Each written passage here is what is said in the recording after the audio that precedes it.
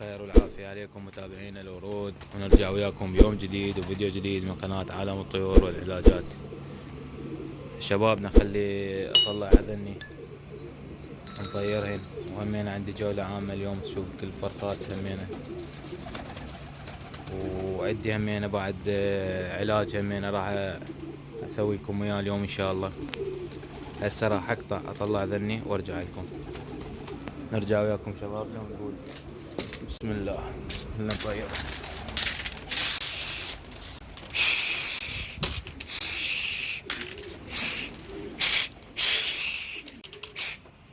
اقطع اصعد من فوق وارجع لكم وياكم شباب.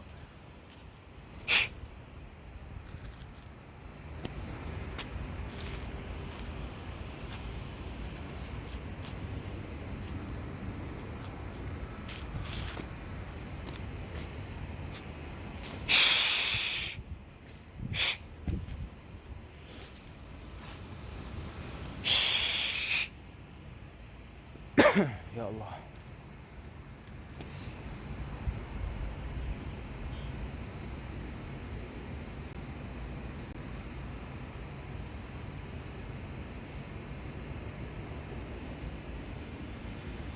يا الله.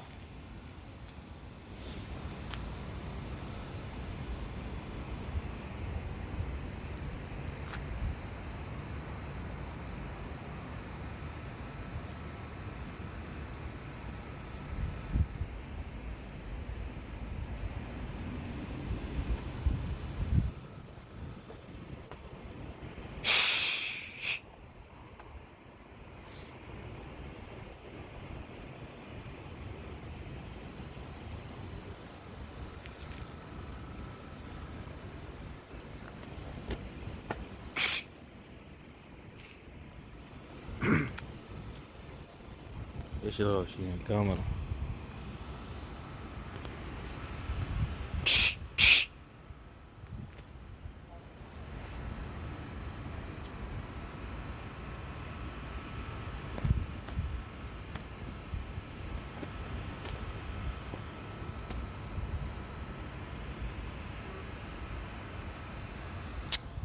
ويلع الكاميرا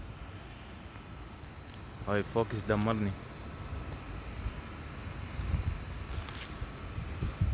اعذروني شباب اذا شوية غوشة الكاميرا، انتبه على الجو وانساه مرات.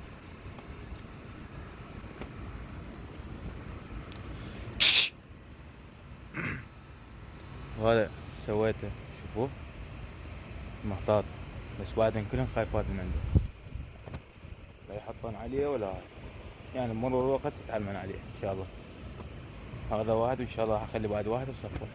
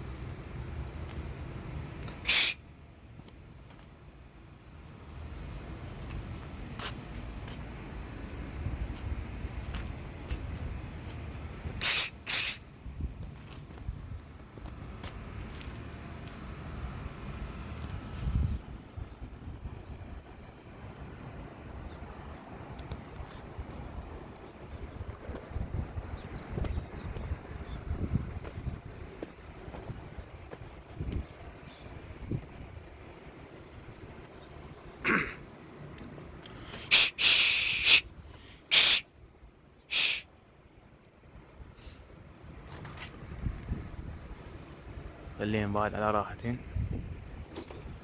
لين ينزلن.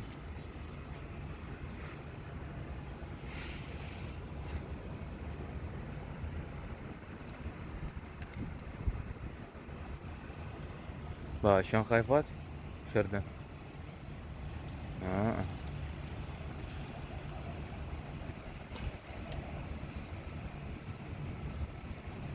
بس هذا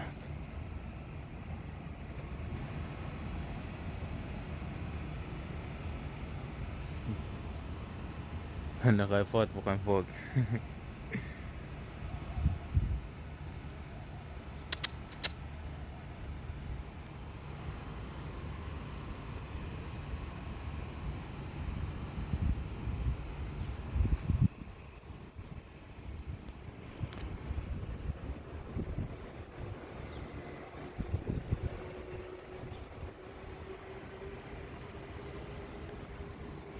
هسه راح اقطع شبابنا، خل اسوي لكم جولة همين عامة فرخات الجدد. هسه ارجع لكم، نرجع وياكم شبابنا الطيبة وخلي نسوي لكم جولة.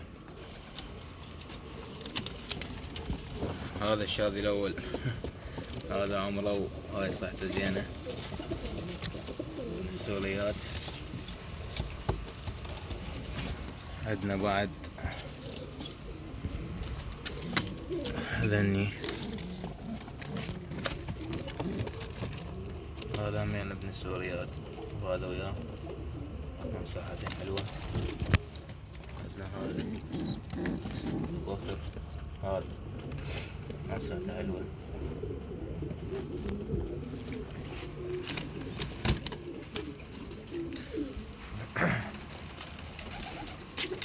بكر على الخبر بكر.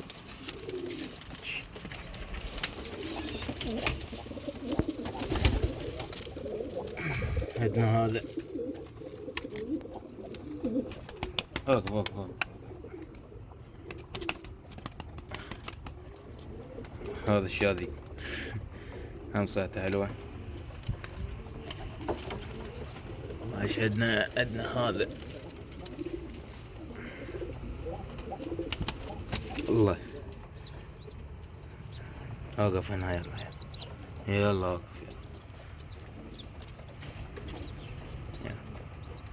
جراط بجو يلا.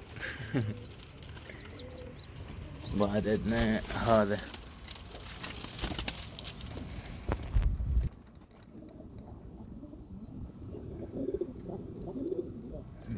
صحته حلوة. عندنا بعد هذا صغير هنا. ارجع لي ورا. زعل واحد لقيته واقع منه ما لقيته موجود بالحلة، لقيته هنا شباب هنا جوا هاي الحلة. انا زين لحقت عليه انتبهت له. بعد ما عندنا فراخ هنا غيرهن. انا قلت لكم طبعا بيضة تخنق من الحر هذا القوي. لان الشو هذي هاي الفرخة الجديدة. نفتح الفور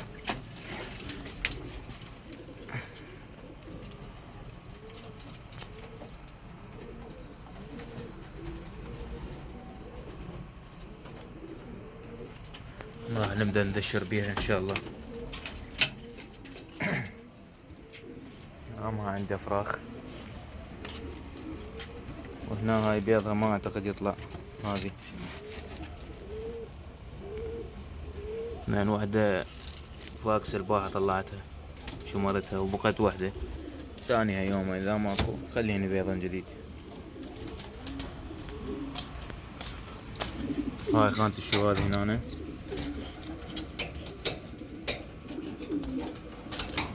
حساسيم لو بلوة داخل.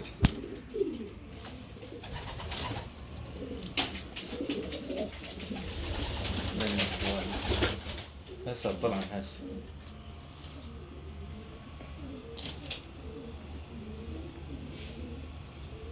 بدن همين قاعد يلزم المكان. شوفوا ذني هو اثنين ظن هذا بعد ذني كلهن باردات.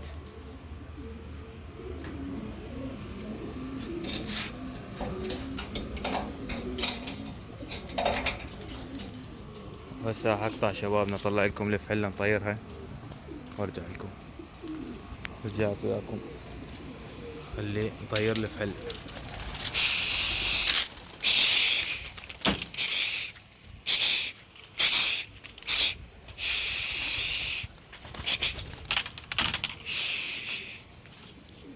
اقطع صدم فوق وارجع لكم. رجعت وياكم.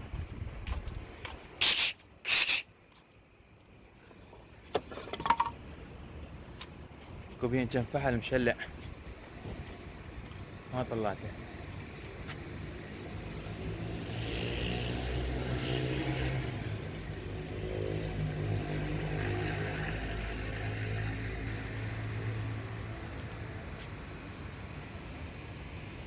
هاي فرخة.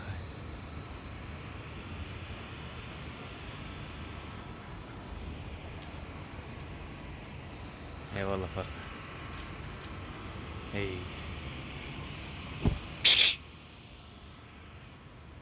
يا الله.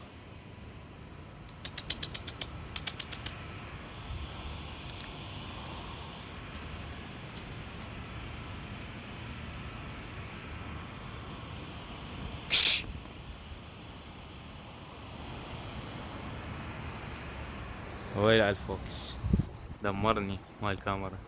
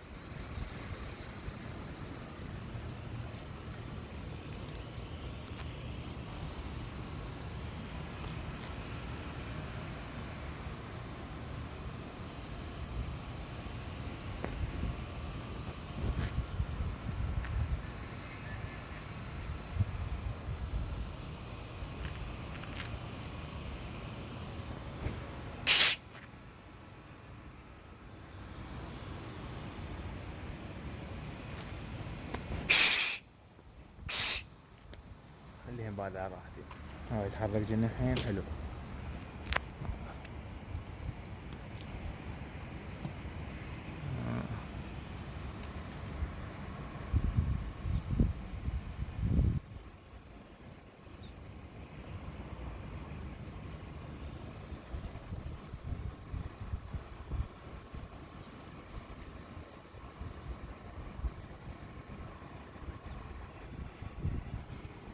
شوفوا خافا خافا من المهطات. شوف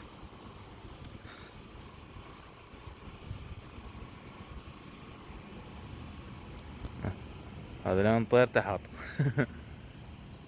هسه شبابنا راح اقطع وارجع لكم واسوي لكم العلاج السهري يعني، وارجع لكم. رجعت وياكم شبابنا الطيبة، وهذا العلاج اللي قلت لكم عليه اليوم اللي هو كزبرة حبايب. هذا كزبرة مطحونة، أعشاب كزبرة تجيبوها من ابو الاعشاب. هذا تشيس ب1000 دينار نجيبه. هاني ماكو علاج اسويه قدامكم اذا ما مجربه على طيوري سابقا.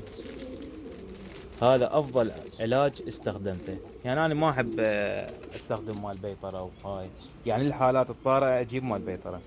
فهذا عندي طيرين وصلا للموت، يعني هن ميتات، ظليت اطيهن يوميا من عنده لمدة 5 ايام رجعا وطبيعيات وزقن وطارن وتوب التوب.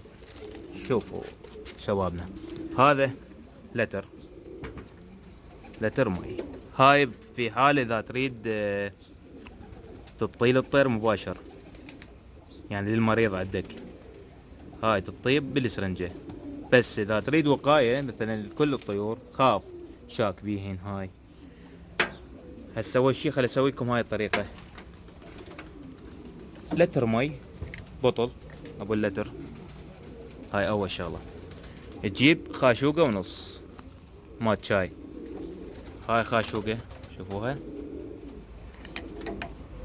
وهاي نص خاشوقة. هاي تخلوها لمدة ربع ساعة،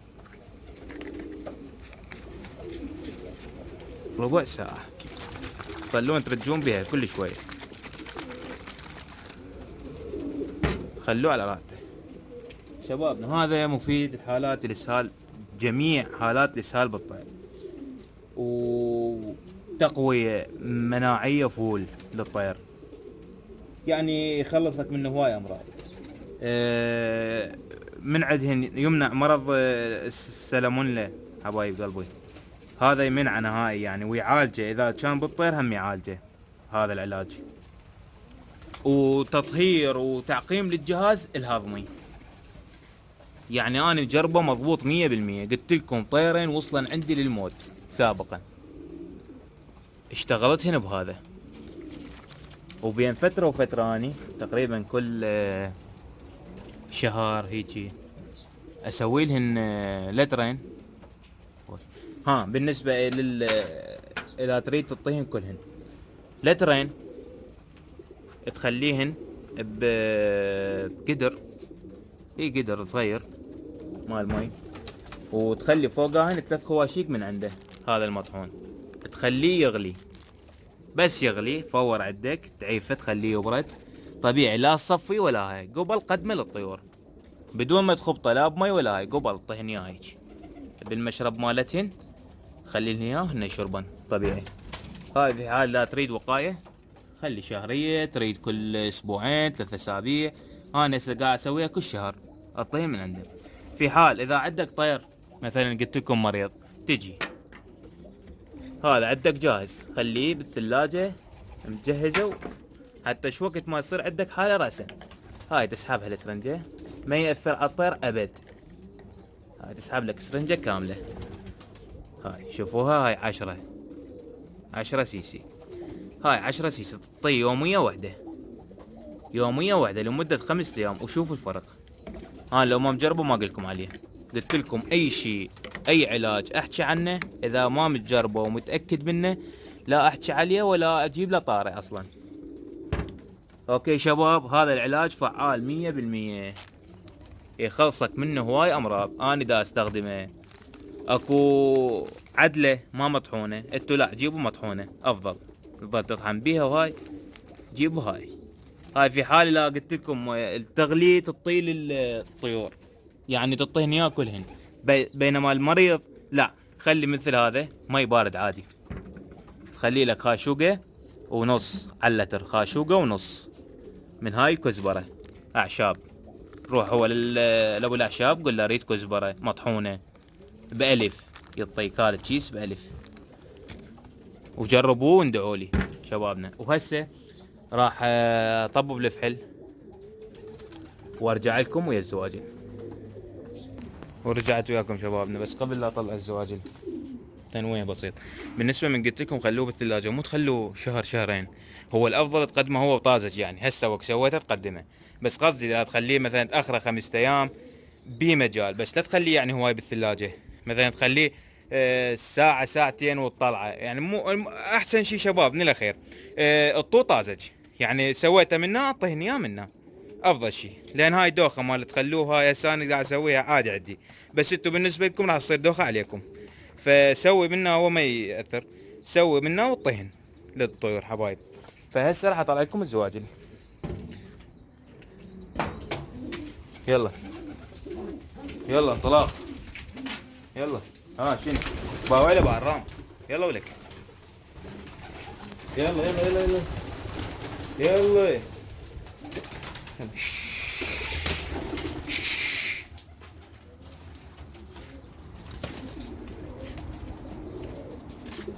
نطير نقول بسم الله.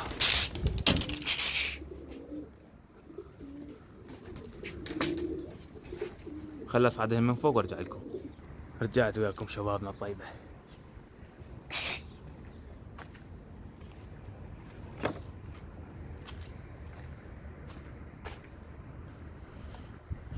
كلنا يخافون من هذا. يقول شوش خالهن ولا تقول على مودهن. تعودنا عليه ان شاء الله.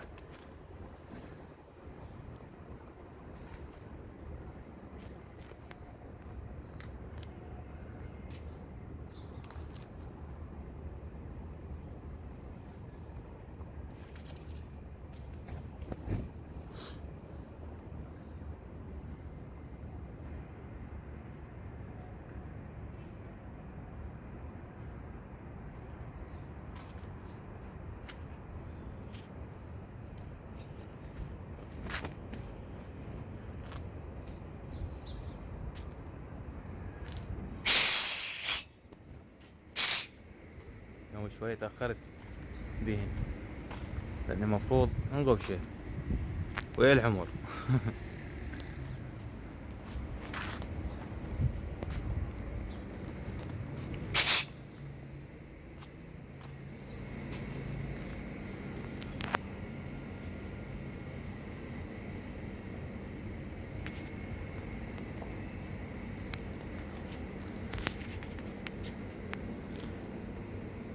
لبيت هالوصلة بعد اللي هنا راحتين.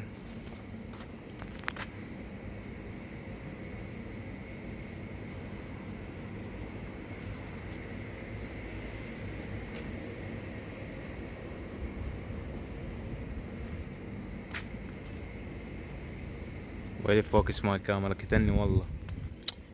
استغفر الله. هذا شو يسوي له هذا؟ تقوم تغوش الكاميرا.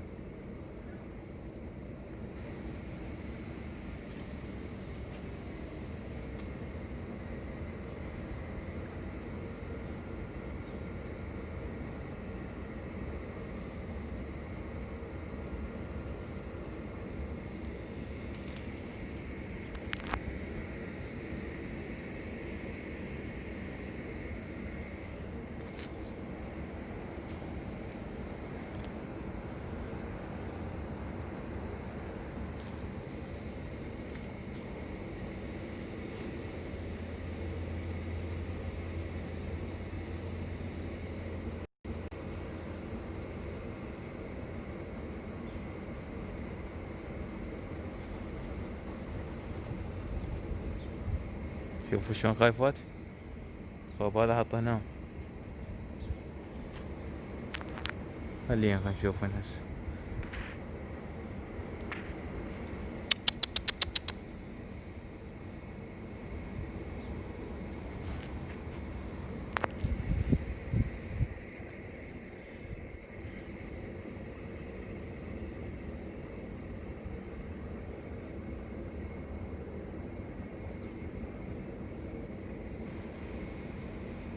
أبد قافلات.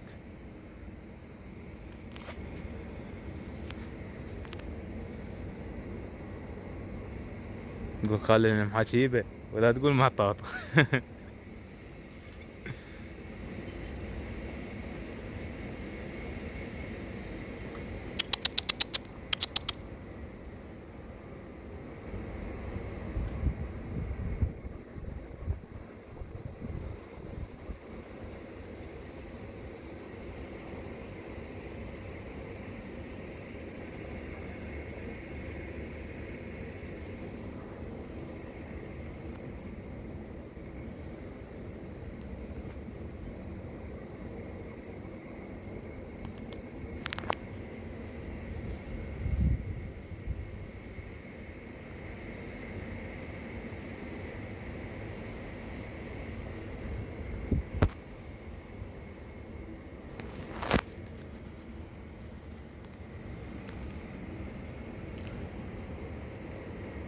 غير الشلة القلب.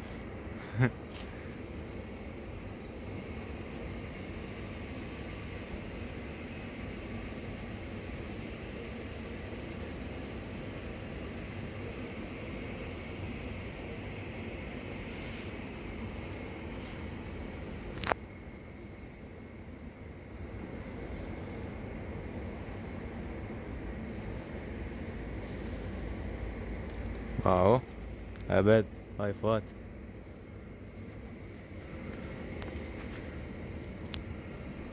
ولهنا حبايب قلبي وصلنا وياكم من نهاية الفيديو. لا تنسونا باللايك والاشتراك حبايب. اللي دشاد الفيديو ما مشترك خليه يشترك، ترى ما تخسر شي حبيبي، وفعل الجرس حتى يوصلك كل فيديو جديد. تحياتي لكم، اخوكم احمد البابلي.